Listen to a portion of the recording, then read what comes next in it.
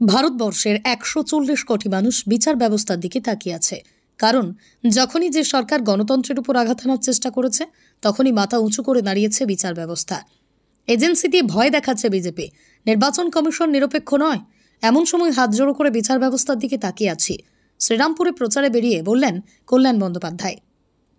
কল্যাণ বলেন, সারা ভারতবর্ষের যা পরিস্থিতি আছে, বিজেপির দোষও পেরোতে পারবে না। ভারতবর্ষে অর্থনৈতিক অবস্থা একটা অদ্ভুত সেফ নিয়েছে। ভারতবর্ষের অশিক্ষিত যুবক হল ৬৭.৫%, অশিক্ষিত যুবক ৮১.৫%। নরেন্দ্র মোদী প্রধানমন্ত্রী হওয়ার আগে এটা ছিল ৫০.২%। এই যখন হাল, দ্রব্যমূল্য বৃদ্ধি একটা বিশাল জায়গায় গেছে। যারা বিজেপিতে চলে গেল, অজিত পাওয়ার, প্রফুল্ল প্যাটেল, শুভেন্দু অধিকারী, এদের বিরুদ্ধে আর ইটিসি দেয়নি। অরবিন্দ কেজরিওয়াল, হেমন্ত সোরেনরা যায়নি বলে তাদের গ্রেপ্তার করা হচ্ছে। বামেরা বলছে মহিলাদের সুরক্ষায় আত্মমর্যাদা কেন্দ্র করা হবে, যা সাংসদ তহবিলের অর্থের 1/3 টাকা খরচ হবে। শ্রীরামপুর রামসীতার মন্দিরে পুজো দেওয়া প্রসঙ্গে বলেন, মন্দির সংস্করণের জন্য শ্রীরামপুর পৌরসভার মাধ্যমে আমি কিছু টাকা দিচ্ছি। যেহেতু শ্রীরামপুর নামটা এখান থেকে এসেছে, ডিপিআর তৈরি করা হয়েছে, টেন্ডার ডাকা হয়েছে। রামনবমী নিয়ে রাজনীতির পশ্চিমবঙ্গের মানুষের কাছে কোনো মূল্য নেই। এদিন বিকেলে শ্রীরামপুরে রামসীতা মন্দিরে পুজো দিয়ে বটতলা থেকে শুরু করে খটির বাজার পর্যন্ত রোড শো করেন কল্যাণ বন্দ্যোপাধ্যায়। নরেন্দ্র মোদী তো গতবারে বলেছিল 2021-এর 200 পার হয়েছিল 70, তো ও বলছে 400 তো হয়ে যাবে 140। এখন সারা ভারতবর্ষ জুড়ে যা চলছে তাতে বোধহয় 200 পেরোতে পারবে না মোদী। সব জায়গাতে নরেন্দ্র মোদী পিছিয়ে যাচ্ছে। তো সংখ্যা তো মানুষের ভোটের ওপর নির্ভর করে। তবে আমি এটাও সত্যি কথা, 1.5 লাখের ওপর বেশি ভোটে জিতবই। এবারে এখন মানুষ বলছে যে না, আপনাকে 2 লাখ ভোটে জেতাবো। বুঝতে পেরেছেন তো? এটা তো মানুষের ব্যাপার, মানুষের আশীর্বাদ। 5 বছর ধরে কাজ করছি, 5 বছরে 15 বছর টোটাল কাজ করা হয়েছে, তাই মানুষ জানে। নির্মলা সীতারামন অর্থমন্ত্রী, তার হাজবেন্ড বলছেন যে 400 তো দূরের কথা, 230ও পার করবেন। হ্যাঁ, আমি শুনলাম সেটা। উনি পারফেক্টলি কারেক্ট, কারণ উনি অনেকদিন ধরেই দেখতে পাচ্ছেন ভারতবর্ষের অর্থনৈতিক সমস্যা যে জায়গায় গেছেন, সেটা তো একটা অদ্ভুত শেপ নিয়েছে। যেমন ইন্টারন্যাশনাল লেবার অর্গানাইজেশনের রিপোর্ট অনুযায়ী ভারতবর্ষের এডুকেটেড ইউথ হচ্ছে 67.5%, আর আনএডুকেটেড ইউথ গেছে 81.5%। 2014 আগে, নরেন্দ্র মোদী প্রধানমন্ত্রী হওয়ার আগে এটা ছিল 50.2%, সেটা এখন হয়ে গেছে 67.5%। তো এই যখন হাল, প্রাইস রাইজিং, দ্রব্যমূল্য বৃদ্ধি একটা বিশাল জায়গায় গেছেন। আর সবচেয়ে বড় কথা, উনি যে যার নাম বললেন, উনি মিস্টার সীতারামন, উনি বলেছেন যে যেটা হচ্ছে সেটা বড় খুব ইম্পর্টেন্টলি সেটা দেখা যাচ্ছে যে ইডি সিবিআই দিয়ে সারা ভারতবর্ষের বিরোধী দলের যারা আছে তাদেরকে অ্যারেস্ট করানো হচ্ছে, এবং যারা ওই দিকে চলে যাচ্ছে, যেমন 25 জন ভারতবর্ষের বড় বড় নেতা, তাদের বিরুদ্ধে ইডি সিবিআই করা হলো। অজিত পাওয়ার থেকে প্রফুল্ল প্যাটেল, এরা চলে গেল বিজেপিতে। অজিত পাওয়ার, প্রফুল্ল প্যাটেল, শুভেন্দু অধিকারী, এরা সব চলে যাওয়ার পর এদের বিরুদ্ধে ইডি সিবিআই নেই।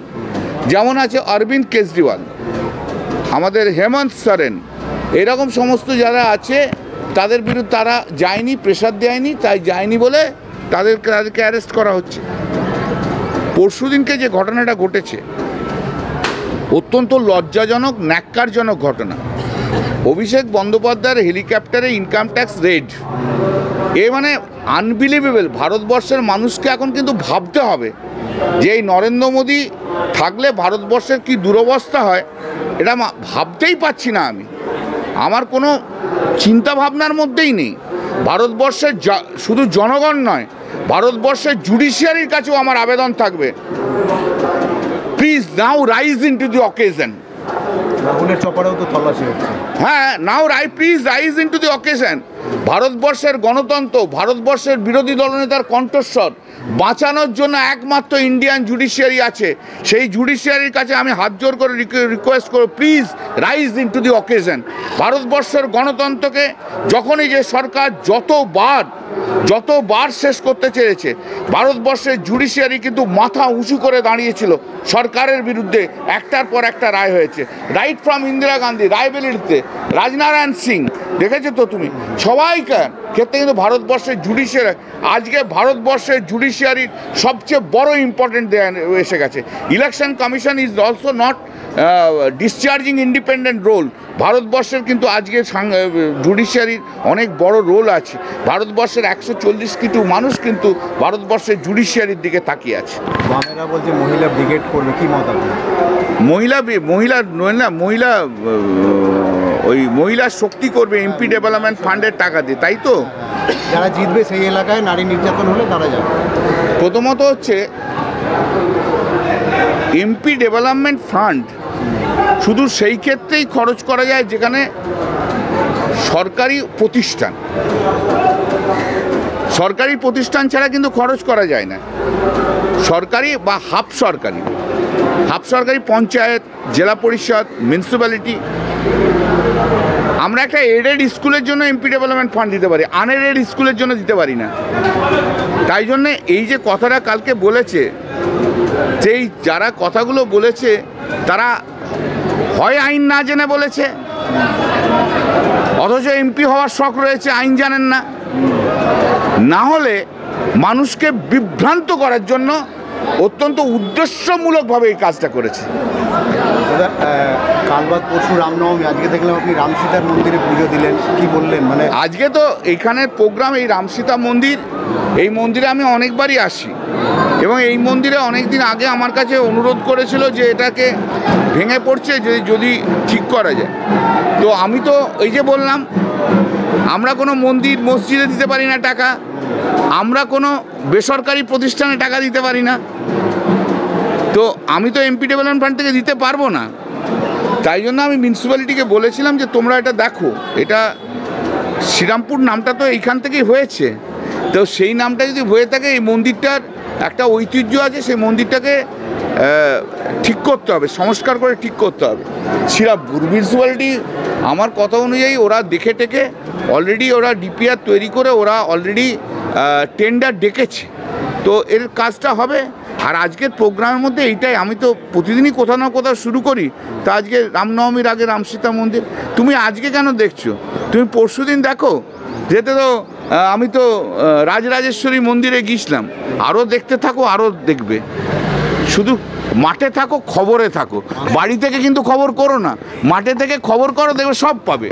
500 বছর পর নাকি রামলালা মন্দিরে এসেছে, এটা বিজেপি তো বারবার দাবি করছে, সেইখানে রামনবমীকে নিয়ে একটা রাজনীতি। এই পশ্চিমবাংলার মানুষের কাছে এর কোনো দাম নেই। আর এই যে ধর্মের নামে যেটা একটা বাতাবরণ তৈরি করতে চেয়েছিল সারা ভারতবর্ষে, সেই সারা ভারতবর্ষের মানুষটাকে গ্রহণ করছে না। ভারতবর্ষের মানুষ রাজনৈতিক সচেতন মানুষ। ভাই, তুমি ধর্ম করলে ধর্ম করো, তুমি রাজনীতি করলে রাজনীতি করো।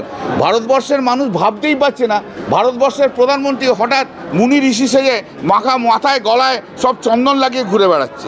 কেমন যেন সব কিছুর মধ্যে একটা মিলিয়ে মিশিয়ে দিচ্ছে আর কি, বুঝতে পারছে না। যাতে নরেন্দ্র মোদীর সমস্যা হয়ে গেছে, নরেন্দ্র মোদী বুঝতে পারছে না কি করব, প্রধানমন্ত্রী হব না ধর্মীয় গুরু হব। তবে 2024-এর রেজাল্টের পরে ওকে কোনো আশ্রমে নিশ্চয়ই যেতে হবে, ওখানেই অধিষ্ঠান করতে হবে।